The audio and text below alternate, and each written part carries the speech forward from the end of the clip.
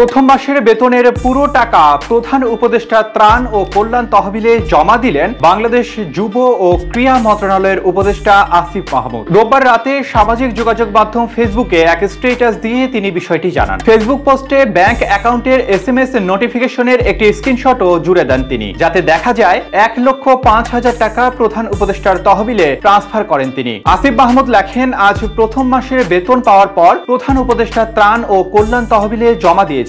বন্যা পরিস্থিতি মোকাবেলায় দেশের মানুষের অংশগ্রহণের প্রশংসা করে তিনি লেখেন, ফেনী অঞ্চলে বন্যা মোকাবেলায় দেশের সবাই যেভাবে রেসপন্স করেছে তা অভূতপূর্ব।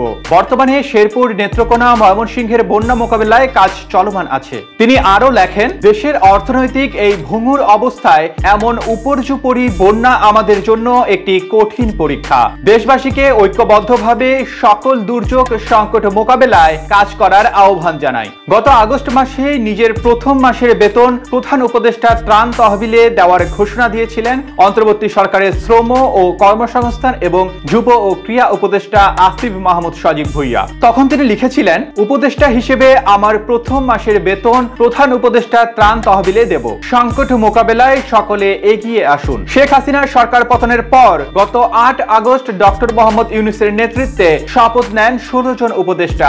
এই উপদেষ্টাদের মধ্যে বৈষম্য বিরোধী ছাত্র আন্দোলনের অন্যতম দুই সমন্বয়ক মোহাম্মদ নাহিদ ইসলাম ও আসিফ মাহমুদ সজীব ভুইয়া।